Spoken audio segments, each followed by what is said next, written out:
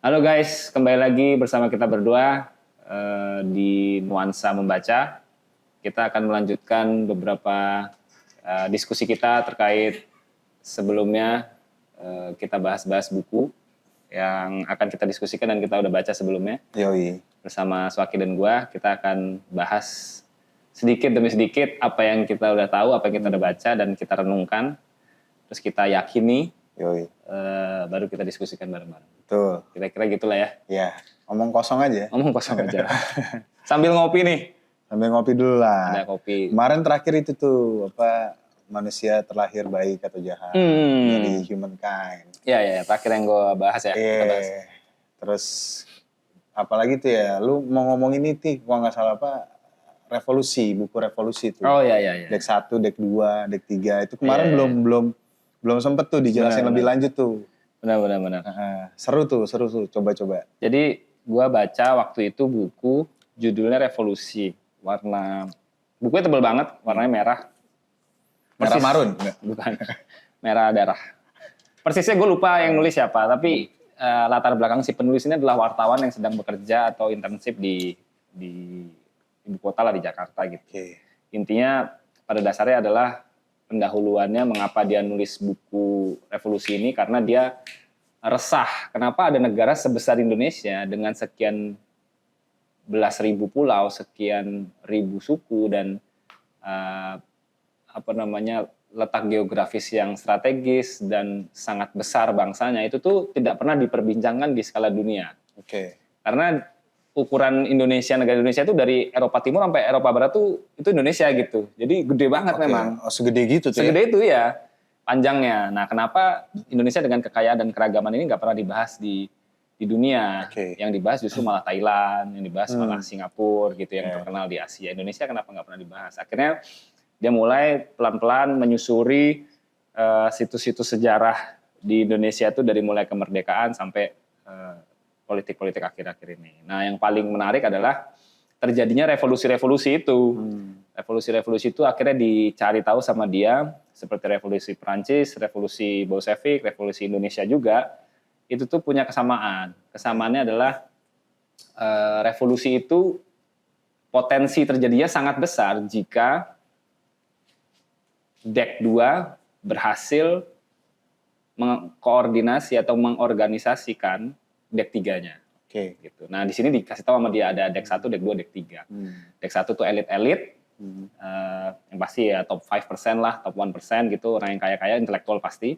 Dek 2 adalah mungkin kita-kita ini, Dek 2, middle class worker ya, menengah-menengah gitu, kelas pekerja. Dan Dek 3-nya adalah ya buruh-buruh, terus petani, nelayan, dan lain-lain. Yang punya kekuatan masing-masing. Gitu. Dek 1 itu punya kekuasaan, udah pasti elit. Betul. Gitu ya, entah itu uang dan kekuasaan. Elit global. Dek 2-nya punya intelektualitas yang tinggi. Punya pengetahuan gitu. Tapi kekuasaan belum tentu punya. Betul. Gitu. Dan uang nanggung. Ya kan. Dek 3 ini udah pasti uang tidak ada. Uang tidak ada, pengetahuan dan intelektual juga relatif rendah lah gitu. Tapi dia punya powernya adalah massa. Betul. Paling banyak dia manusianya, orangnya gitu. Nah, massa juga kalau tanpa intelektual dan tanpa arah juga tidak akan berarti apa-apa, tidak punya power yang cukup tinggi gitu. Makanya revolusi itu baru bisa terjadi ketika Dek 3-nya itu bergabung dengan Dek 2 untuk menggulingkan Dek 1 yang punya kekuasaan itu tadi gitu. Selama Dek 3-nya berjalan sendiri, Dek 2-nya berjalan sendiri, itu tidak akan terjadi revolusi. Karena Dek 2 punya intelektual tapi nggak punya massa, Dek 3-nya punya massa tapi nggak punya intelektualitas. Nah, Dek 1-nya mengendalikan massa dengan uang. Jadi dia punya segalanya gitu. Nah, intinya dari buku itu yang paling gue ingat adalah itu gitu. Itu menarik karena terjadi kondisinya di politik kita sekarang ini di Indonesia. Oke. Baru-baru ini ya. Tapi di buku itu tuh kejadian apa nih di Indonesia yang paling keren nih menurut lu nih, yang revolusi terjadi di Indonesia yang dijalani nama Dek 2 nih, ngomporin Dek 3. Kejadian lah, keren banget nih gitu kan. Jadi revolusi. Kemerdekaan Indonesia salah satunya. Kemerdekaan Indonesia 1945 itu salah satunya. Karena kita ada politik waktu itu ya. Politik etis kalau nggak salah dari Belanda gitu ya. Karena di pressure sama beberapa negara lain, kita akhirnya diberikan kesempatan rakyat pribumi untuk sekolah oleh Ratu Belanda pada saat itu. Oke. Yang tadinya kita nih nggak punya pendidikan sama sekali nih, bodoh apa segala macam gitu ya. Akhirnya disekolahkan oleh Ratu Belanda dan Kerajaan Belanda, VOC dan segala macamnya, sekolah. Akhirnya muncullah tuh bapak-bapak bangsa kita awal-awal tuh, Soekarno, Hatta dan lain-lain, pulang ke sini bawa intelektual, gitu. Masanya udah ready di sini, intelektualnya akhirnya baru muncul akhirnya itu. 98 pun juga sama sebetulnya, gabungan antara Dek 2 dan Dek 3 sebetulnya. 98 tuh iya benar ya, Dek 2 yang memulai itu ya. Dek 2 yang memulai. Jadi sebenarnya Dek 3-nya udah resah. Udah resah. Tapi kan mereka nggak punya narasi yang cukup bagus kan. Benar. Nah, tugasnya Dek 2 ini sebenarnya narasi itu kan. Betul. Membuat satu narasi. Betul. Yang sangat-sangat bagus nih supaya Dek 3 itu keluar semua kan. Karena mereka masa tuh di situ semua kan. Benar. Iya, narasi. Ini orang mana tadi yang nulis ya si revolusi ini? Antara orang Jerman apa orang Belgia ya, antara itulah Belgia atau Eropa lah pokoknya. Tapi rata-rata selalu gitu ya buku-buku sejarah kita nih orang luar ya, Australia, Eropa yang lebih ngenalin gitu loh. Iya, dan salah satu yang gue suka dari buku ini adalah dia nggak cuma cerita soal fakta, data-data aja. Dia menyajikannya dengan menggugah. Gitu. Jadi pas gue baca tuh, wah gitu. Jadi ada wah-wahnya gitu. Wah, iya bener juga. Wah, bener. Jadi ada how to-nya gitu. Ada narasi yang dibikin, cerita yang dibikin itu untuk bisa menggugah hati nurani kita dan pikiran kita gitu. Itu yang menarik sih.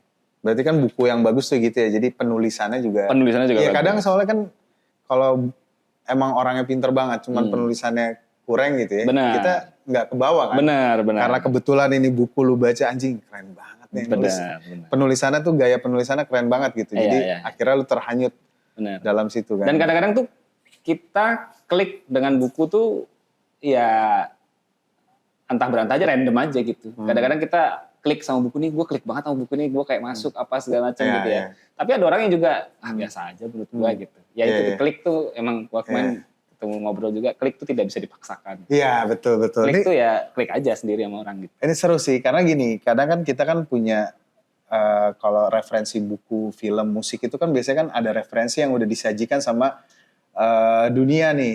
Itu kan sebenarnya kan marketing juga ya. Jadi ada buku A nih lagi best seller nih. Akhirnya kita pengen beli kan. Tapi pas kita baca sebenarnya nggak klik. Iya benar. Iya nggak sih? Benar. Tapi kalau kita nyari-nyari sendiri iseng. Benar. Ya kan kita ke toko buku gitu kan. Iseng aja tuh cuman karena lu ngeliat judulnya atau misalnya ngelihat covernya keren deh.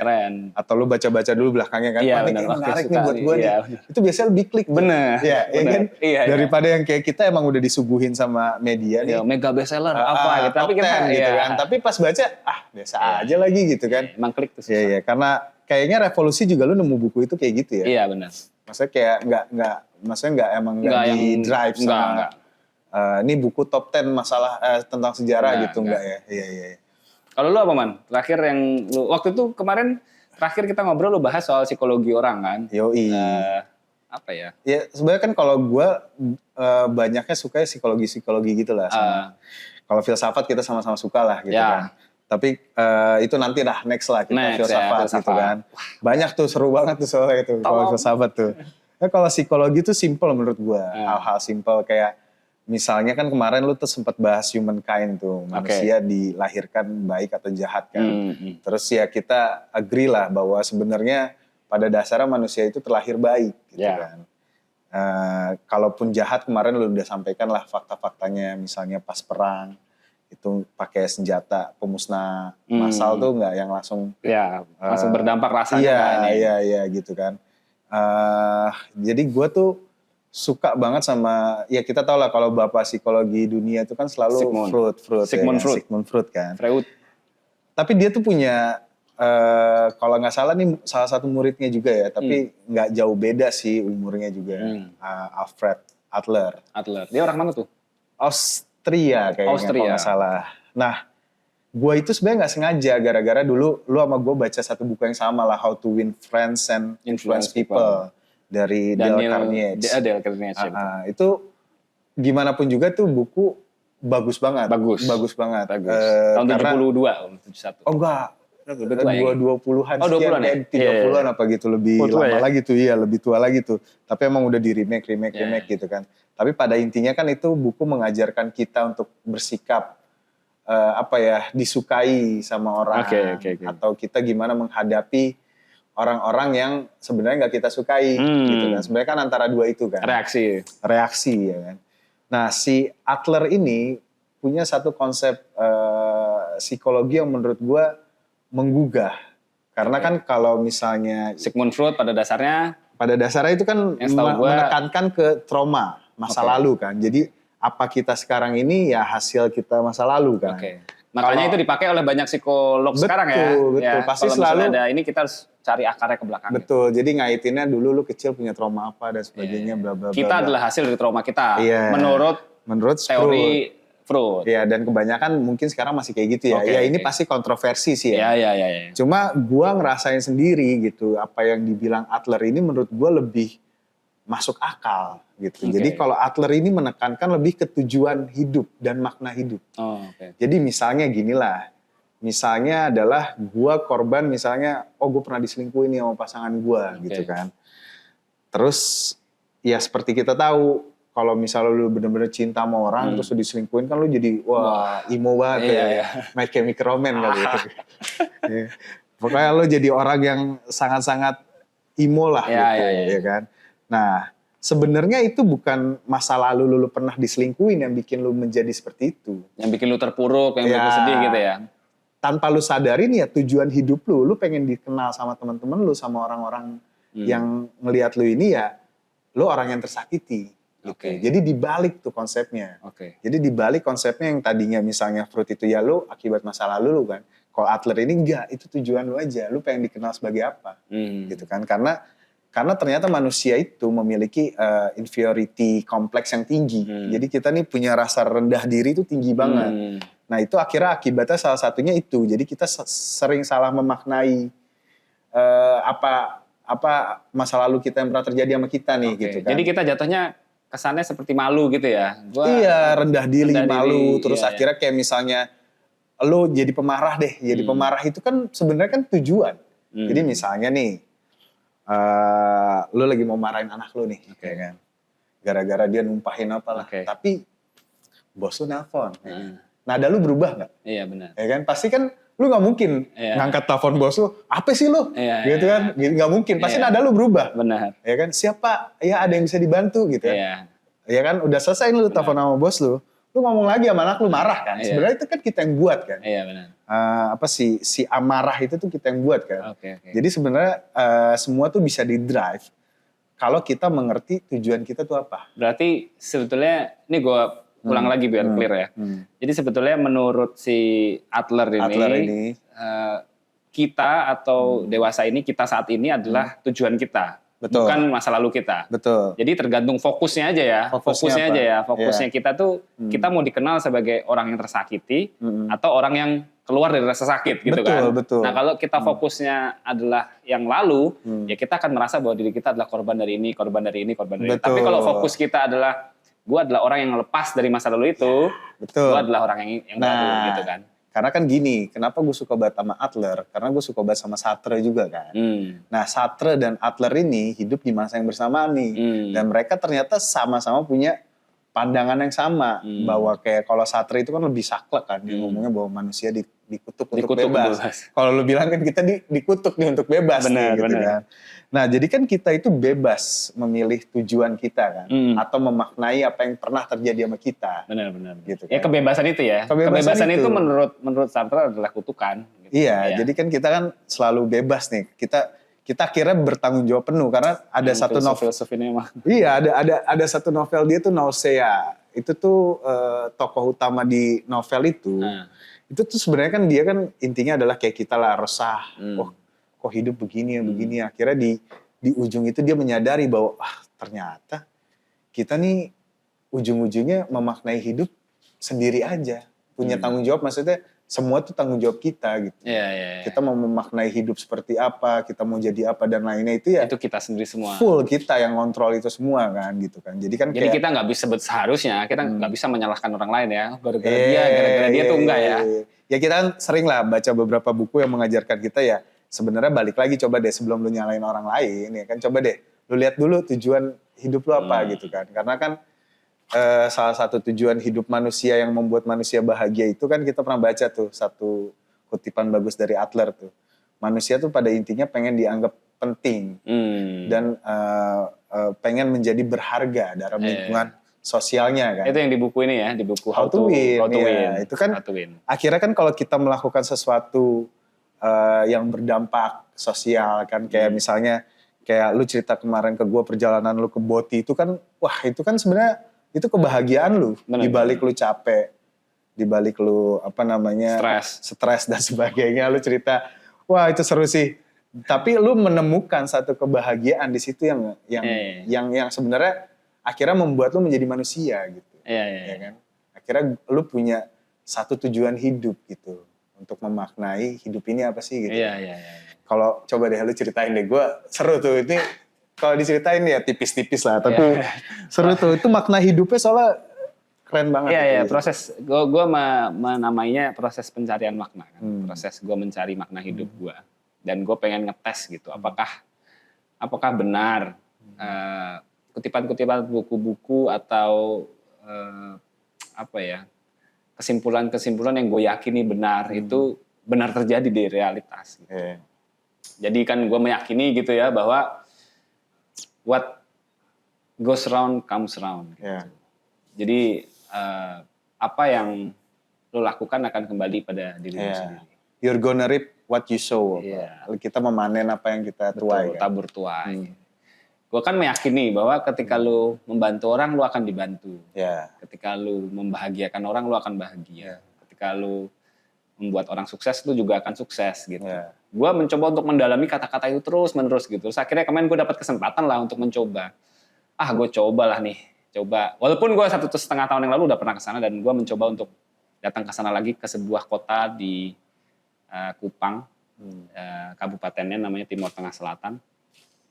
Desanya namanya Desa Boti. Memang namanya agak lucu tapi Boti. Nah, ini real. Ada suku Nusantara di situ yang kebudayaannya tetap dijaga, mirip sama Baduy. Mungkin lebih terpelosok mungkin dari Baduy karena ini agak di timur Indonesia ya, agak jauh. Gue datang ke sana untuk membantu membangun ruang kelas anak PAUD lah di sana. Tapi di tengah perjalanan emang karena aksesnya sangat susah gitu ya. Jadi kita bawa bantuan sedikit demi sedikit buat anak-anak itu. Terus mau mengadakan acara karena jalannya susah. Kita menempuh dengan 6,5 jam dari kota Kupang, harusnya 3 jam karena hujan dan lain-lain. Akhirnya karena udah sampai di sana sore malam, akhirnya kita nginep di rumah warga, sebetulnya di area kerajaan.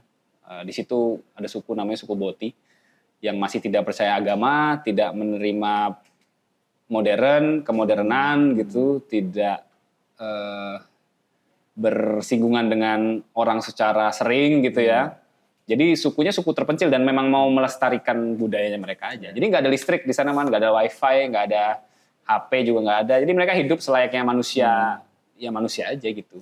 Tapi mereka yang gue kagumi adalah mereka punya kemandirian tersendiri untuk menanam, berkebun itu, terus menggembala hewan-hewan. Dia bisa mandiri.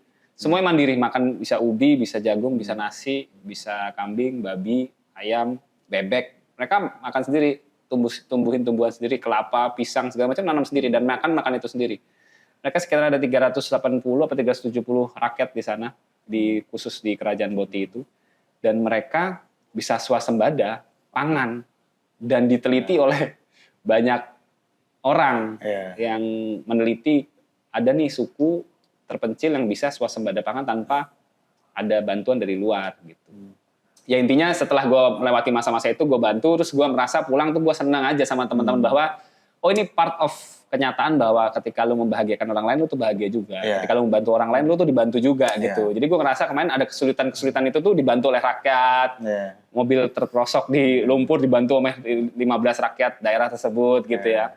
Pas pulang ditawarin nginep sini aja, pas segala itu kayak apa ya?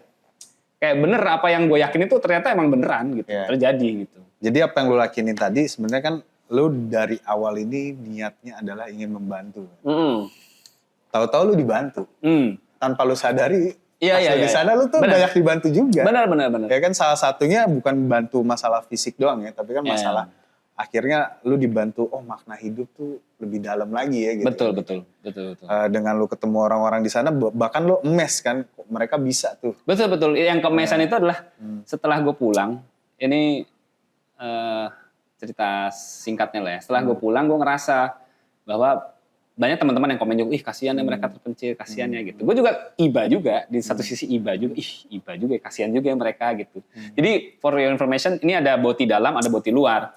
Boti dalam itu adalah kerajaan, ada rajanya, melestarikan budayanya, mereka hidup seperti mungkin ratusan apa 500-600 tahun seperti biasanya gitu, turun-temurun raja dan lain-lain. Boti luar ini adalah salah satu yang gue bantu itu, yang gue bangunin ruang sama teman-teman gue bangunin ruang kelas anak TK, PAUD gitu untuk bisa belajar lebih baik gitu. Nah, boti luar ini adalah orang-orang yang turunan dari boti dalam yang sudah tidak mau lagi di boti dalam sebagai kerajaan gitu. Ya entah dia sekolah, entah dia apa. Nah, pas gue pulang kan gue rasa iba, kasihan gitu ya. By the way, gue datang ke keduanya, boti dalam dan boti luar. Gue merenung lama gitu. Setelah gue lihat kasihannya mereka gitu. Setelah gue ulangi lagi ngobrol sama rajanya gitu ya. Gue nanya kemarin raja, pernah nggak terima bantuan? Karena di otak kita sebagai gue rakyat modern gitu ya, gue sampai tahu harusnya ada beras dengan vitamin di dalamnya, vitamin yang banyak gitu ya, sehingga mengurangi kurang gizi apa segala macam gitu. Setelah gue tanya sama raja, oh kita pernah mau dibantu sama pemerintah, tapi kita tolak, kita mau dikasih beras raskin waktu itu, kita tolak. Tanya, kenapa kok ditolak? Ya karena kita tidak mau ketergantungan. Nanti kalau misalnya kita terima bantuan dari pemerintah, rakyat saya nggak mau kerja lagi. Rakyat kita nggak mau bekerja keras, tidak mau swasembada lagi. Karena akhirnya nerima yang gampang, instan, akhirnya nunggu aja. Begitu nggak dapat terus marah-marah, terus stres sendiri gitu. Nah kalau gini kan kita tanam sendiri, bekerja sendiri-sendiri, kita nggak stres, kita happy aja, bahagia aja gitu. Betul. Di titik itulah berbalik ke kepala gue, jangan-jangan yang kasihan kita nih, bukan rakyat yang sana ya kan. Rakyat pedalaman yang swasembada yang berdiri sendiri itu sebetulnya nggak kasihan. Mereka bahagia, mereka tercukupi, mereka punya apa aja yang mereka mau, yang mereka butuhkan. Betul. Dan yang paling besar signifikan adalah mereka tidak ketergantungan. Kita semuanya tergantung kita. Betul. Listrik kita tergantung ya kan, nasi beras kita impor, katanya ini impor, gula impor, semuanya kita tergantung. Ya, which is itu modern dan globalisasi. Tapi kehidupan manusia modern ini ternyata setelah gue renungi dalam-dalam gitu ya, lebih kasihan daripada orang-orang yang di pedalaman yang Nusantara itu, real Nusantara itu gitu. Plot twist-nya di situ tuh. Plot twist-nya ngomong, lu cerita, anjir iya juga ya. Maksudnya pas gue pikir-pikir juga, iya yang kasihan tuh kita. Yang kasihan kita. Karena kita dibuat serba ketergantungan kan. Sedangkan lu di sana menyaksikan sendiri, bahkan suku-suku lain juga kan, yang bahkan lu bilang apa sih kalau hujan apapun itu ngalir semuanya. Oh iya benar. Strukturnya tuh udah bagus semua kan. Benar. Ya kan. Tapi mereka sebenarnya nggak terpapar dunia modern aja bisa seperti itu kan. Iya betul. Dan makan yang lu bilang cukup kan. Lu nggak ngeliat orang busung lapar di boti dalam itu gak kan. Gak ada gizi buruk lah kira-kira. Gak ada gizi buruk kan. Sederhana Mereka sehat aja gitu kan. Dan bahkan secara psikologi tadi, kalau dites mungkin kesehatan dia daripada kita nih ya kan. Mungkin kita agak setengah stres udah gitu. Ya, karena kan manusia modern. Benar. Ya, ketergantungan itu kan. cerita dikitnya lah. Tapi gue mau nyambungin dikit lah tentang lo tadi soal Adler dan Freud. Kalau nggak Adler dan Sartre lah. Adler dan Sartre. Jadi gue ngerasa bahwa sebetulnya itu di psikologi yang modern saat ini mungkin bisa dinilai sebagai kecerdasan seseorang. Kecerdasan yang dinamakan kecerdasan emosional. Gitu. Oh iya, jadi emotional intelligence. Manusia tuh punya EQ gitu, SQ gitu ya, intelijen, terus emosional dan spiritual gitu. Q-nya tuh sebetulnya, gue pikir dulu Q-nya tuh quality gitu. Ternyata tuh quotient bahasa tulisannya quotient. Intelektual quotient, nyebutnya quotient. Intelektual quotient, emosional quotient sama spiritual quotient. Nah, kita lebih cenderung ke emosional ini, kecerdasan emosional manusia. Karena quotient itu artinya adalah bahasa Yunani artinya ukuran atau prestasi gitu. Jadi prestasi intelektual lu, prestasi emosional lu sama prestasi atau ukuran dari yang bisa dinilai atau diukur tersebut. Nah, si emotional intelligence ini sangat berpengaruh terhadap leadership, kepemimpinan, kehidupan kita sehari-hari, pengambilan keputusan yang besar, yang kecil, yang sangat signifikan dan lain-lain itu sebetulnya emotional intelligence tuh sangat berpengaruh terhadap itu. Termasuk mungkin salah satu tujuan-tujuan hidup tadi itu. Iya, betul. Lu milih fokus terhadap masa lalu atau fokus terhadap masa depan itu perkara emosional intelijen, bukan intelektual, bukan hitung-hitungan exact apa ilmu itu enggak. Ini emosional aja gitu. Kecerdasan emosional seseorang itu membuat keputusan-keputusan hidupnya lebih baik. Membuat orang di sekitarnya lebih nyaman. Membuat lu lebih mudah bersosialisasi dengan orang. Lebih mudah menempatkan diri sebagai diri lu gitu, you do you gitu. Tapi emotional intelligence emang kadang-kadang abstrak banget. Kita nggak tahu harus mulai dari mana, harus belajar dari mana, harus mencontoh siapa, itu nggak ada. Tapi yang pernah gue baca di Daniel Goldman ya, kalau nggak salah judulnya emotional intelligence juga kan. Ya. Buku tahun lama juga 90-an gitu. Itu juga dia menyebutkan lah bahwa sebetulnya kalau secara fisika, kimia, biologi itu emang semuanya itu ada hormon-hormon di otak gitu ya. Betul. Ada hormon-hormon itu. Tapi apapun itu, ilmu-ilmu itu sebetulnya yang paling penting dalam emotional intelligence itu adalah pengasahan dalam prosesnya. Kita ngasah itu setiap hari kan, harus mempraktekkan, harus mengasahkan. Tapi mempraktekkan pun dan mengasah pun kan kita harus tahu teorinya. Teorinya dengan baca buku sebetulnya ya kan. Dengan baca buku gitu. Nah, teorinya tuh kalau gue mengasahnya tuh gue selalu pakai apa yang pernah gue baca, tapi gue masih sering ngulang-ngulang lagi Atomic Habit itu. Jadi tadi lu kalau mau ngomongin mengasah itu tadi karena kan semua harus diasah kan. Kayak pemain bola nih lu bilang Messi berbakat, iya berbakat. Kita juga berbakat main bola, cuman kan dia diasah. Betul. Kan? Jadi dia makanya jago banget kan. Kalau nggak diasah ya nggak akan kayak gitu kan. Itu proses pengasahan itulah maksudnya, atau proses sebuah konsep yang namanya emotional intelligence ini harus disadari dulu sama teman-teman gitu bahwa ada yang namanya kecerdasan emosional, ada yang namanya kecerdasan intelektual gitu. Nggak semua orang cerdas dalam intelektual tuh cerdas juga dalam emosional gitu. Betul. Atau nggak semua orang cerdas emosional pinter juga, itu belum tentu juga gitu. Tapi yang paling ideal dan baik adalah memiliki keduanya dengan kadar yang cukup lah setidaknya gitu. Seenggaknya kalau cerdas secara emosional, biarpun nggak pintar dalam dunia akademis ya, tapi berguna lah di sosial. Setidaknya lu asik lah gitu. Setidaknya nggak bikin konten mukbang seblak. Bener. Tapi itu ciri-cirinya orang yang punya kecerdasan emosional tuh gampang mingle atau gampang gabung dengan orang lain gitu ya, gampang gabung dengan komunitas lain. Atau lu mungkin ngerasa ada teman lu yang wah asik banget nih orang nih, pokoknya gue asik banget kalau sama dia tuh orangnya asik banget. Nah itu dia punya salah satu bakat dalam kecerdasan emosional. Iya. Gitu. Terus juga kalau misalnya kayak teman-teman mau mulai baca buku gitu ya, gue nyaranin banget Atomic Habit sih. Atomic Habit. Iya, dulu kan kita pernah baca ya. Iya. Itu bagus banget tuh, kayak contoh dulu kan. Yang perubahan 1%. Iya, 1% per hari. Tapi itu harus diasah juga, maksudnya harus dipraktekin juga kan. Kayak misalnya simple aja lah, kayak kadang kan kalau mau tahun baru tuh resolusi tahun baru pasti gagal. 100% gagal tuh, nggak jelas tuh ya kan. Ya kan, kalau lu nggak usah pakai resolusiin lah. Pakai tahun ini gue harus begini, nggak usah. Lu misalnya tujuan lu dulu aja, lu pengen ngurangin berat badan 5 kilo gitu kan. Oh coba nih langkah-langkahnya apa? Lu kan pasti searching kan, bla bla bla bla bla. Nah, gue tuh pakai cara 1% itu. Misalnya nih, hari ini gue jalan 3.000 langkah. Besok gue 3.000 langkah nggak apa-apa. Yang penting kan gue mulai 1%. Tapi pasti dengan sendirinya di minggu kedua atau minggu ketiga, itu langkah lu jadi 7.000 langkah dengan sendirinya. Jadi kalau lu mulai sesuatu dengan yang kecil, itu pasti dampaknya besar.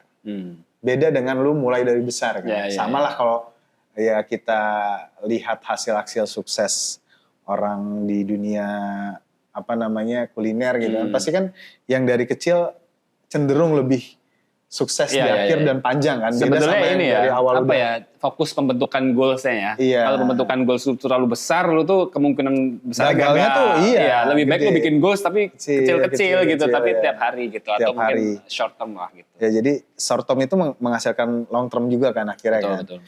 Jadi akhirnya kebiasaan-kebiasaan itu ya misalnya kayak maksudnya banyak kebiasaan yang tadinya lu nggak bisa tuh ternyata bisa gitu.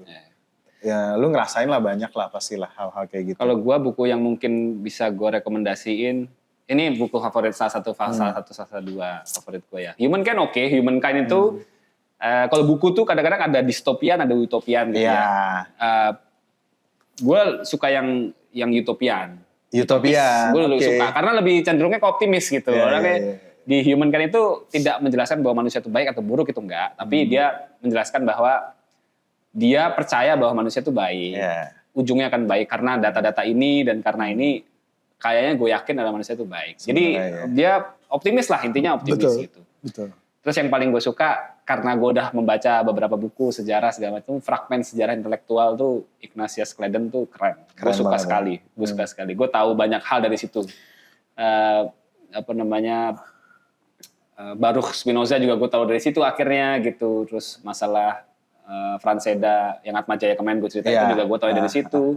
A.M. Gunawan, Gus Dur gimana dulu, dari banyak perspektif holistik gitu. Jadi bukan cuma perkara ini sejarahnya orang ini enggak, ini dari banyak sudut pandang gitu. Dan sudut pandangnya sudut pandang intelektual, bener-bener yang lu dampaknya orang ini ke orang tuh apa sih gitu. Jadi gue ngerasa keren. Itu emang unpopuler sih bukunya. Ini buku apa? Orang luar juga yang nulisnya? Orang Indonesia. Orang Indonesia. Dosen. Siapa? Ignatius Claden. Oh iya, Ignatius Claden itu ya. Ignatius Claden. Ini lu juga nemu buku ini, kita coba ngobrolin deh, kayak ngomongin buku-buku yang gak sengaja kita dapat. Itu salah satu yang buku gak sengaja lu dapet gak sih? Gua itu. Atau lu ngeliat dulu di mana? Gua ngeliat, kebanyakan sih ngeliat ada di story orang lewat gitu, atau ada sponsor apa gitu lewat gitu. Waktu itu kalau nggak salah ngeliat sponsor lewat. Iya. Dia bilang bahwa ini adalah buku baru apa gitu ya. Kalau nggak salah buku baru 1 tahun 2 tahunan gitulah. Terus gue ngeliat ini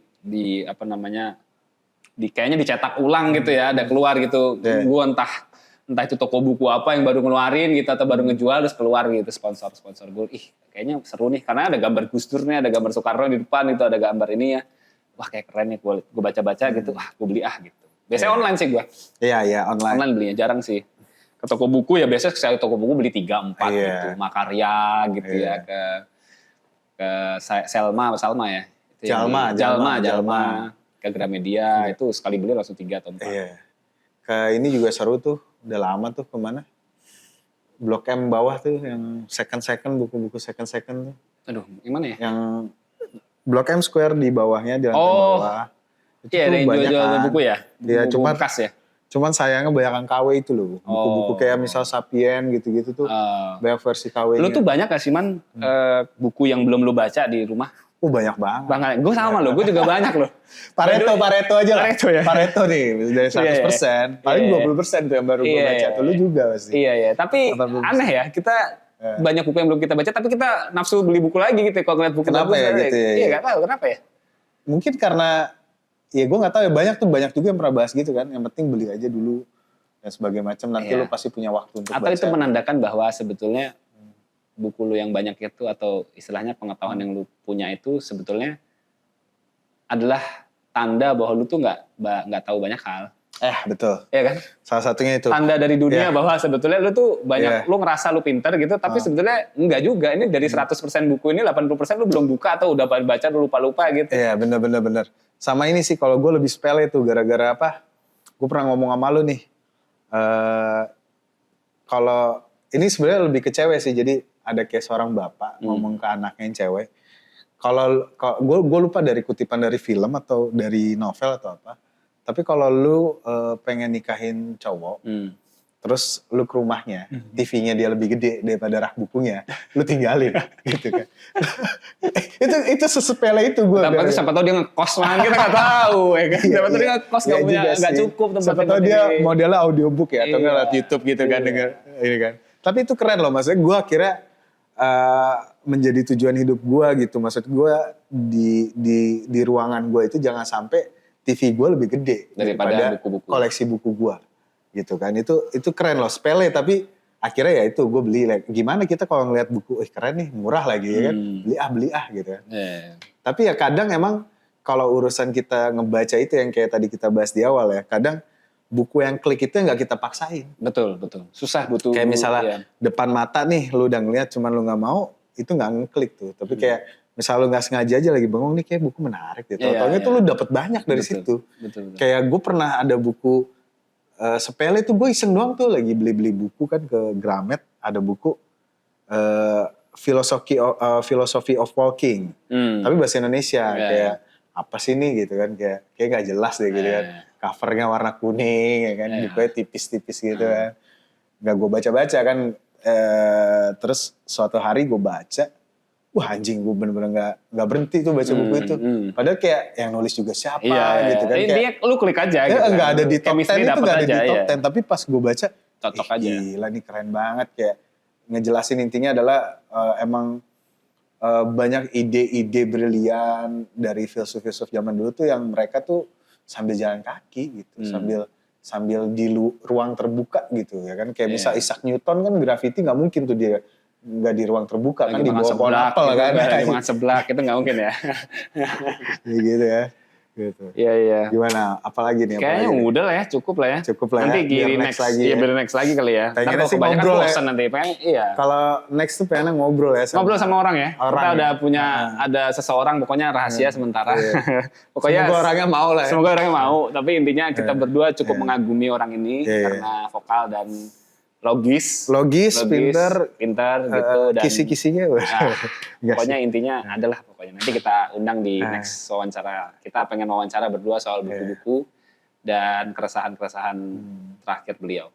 Iya, kita pengennya inilah coba, karena gimana pun juga kalau yang kayak kita pernah tahu ya, maksudnya kita tuh bisa menilai diri kita tuh dari orang lain kan. Betul. Kayak Bambang Sugiarto yang pernah ngomong itu ya. Orang lain adalah cermin buat diri kita. Diri kita sendiri kan. Kan kita nggak bisa tahu kita tuh pemarah tuh dari diri kita sendiri. Bener banget. Pengen lah ngobrol sama teman-teman nih yang aktif di sosial media yang pas kita lihat kontennya gila ya, pinter-pinter ya gitu kan. Benar. Kalau kita asal-asalan aja. Nah, kita kan sotoy. By the way, jangan percaya kita 100% ya. Ntar dicek lagi aja di. Jadi kalau kita ngomong trauma itu nggak ada, jangan percaya juga. Ya kan? Nanti tapi buat gue sih emang nggak ada. Benar. Kan keyakinan. Menurut keyakinan saya kan. Benar. Ya orang lu tinggal milih, kalau lu pengen jadi orang yang sedih mulu karena sesuatu apa gitu. Apa lu pengen lupain aja kan. Betul. Sesimpel itu sebenarnya. Cukup lah teman-teman. Thank you udah mau nonton konten kita ini yang mungkin gak seberapa, tapi mungkin bisa mencerahkan juga buat teman-teman pengen baca buku, nanti bisa cari referensi-referensi buku dari bahas-bahasan kita ini. Oke. Thank you. Thank you semuanya. Bye.